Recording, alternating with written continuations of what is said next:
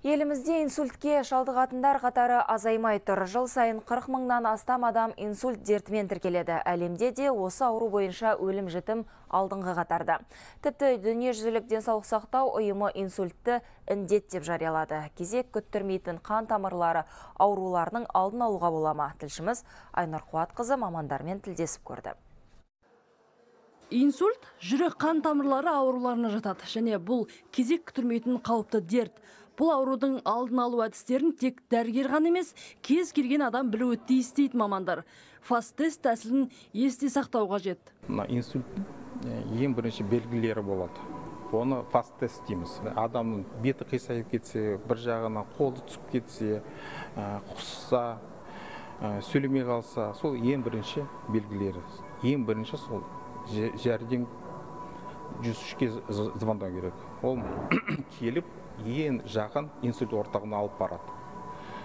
Соның ішінде біз терезе дейміз. Терапевтикалық терезе. Ол 4,5 сағат. Сол 4,5 сағатта сол дәріні жіберіп, тромбты ерте жіберсек, ол науқаста ешқандай қалмайды. 95% ол сол терезеге жетпейді.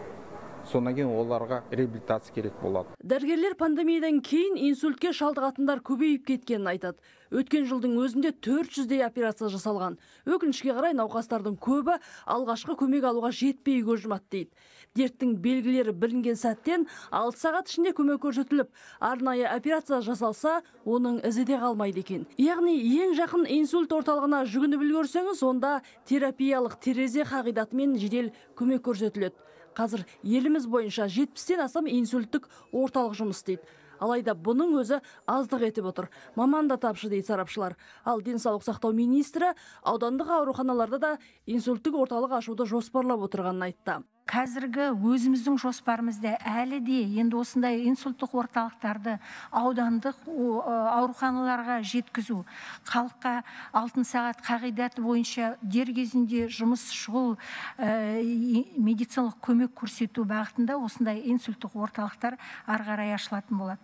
Енді инсульттық орталықтарда көбіне неврологтар, терапевтер, реабилитологтар, өйткені тіпті қатаң түскен жағдайдың басында реабилитация басталу керек. Италиядан келген невролог Романа Франческо инсультті дер кезінде анықтай білсе, оның салдарынан туындайтын көптеген проблемалардың жолын кесуге болатынын айтады.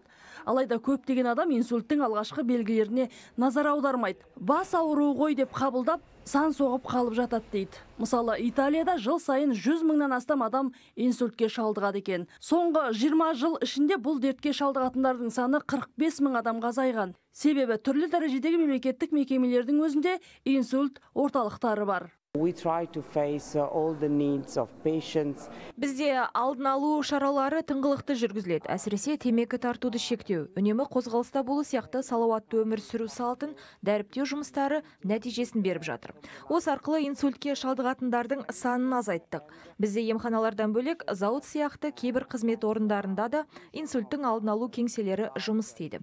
Яғни ақпараттық жұмыс қарқынды жүргізіледі. Қауіпті дерт жас талғамайды, мамандар осылай дейді. Сол себепті аурудың алдын алу маңызды. Ол үшін салауатты өмір салтын ұстанып, дұрыс тамақтану қажет. Ең бастысы күнделікті тұз бен қантты тұтынуды азайтқан абзал. Инсульттің алғашқы белгілері байқалған бойда дәрігерлік көмекке жүгіну керек. Айнұр Қуатқызы, Асхат Қарағойшы, Хабар 24.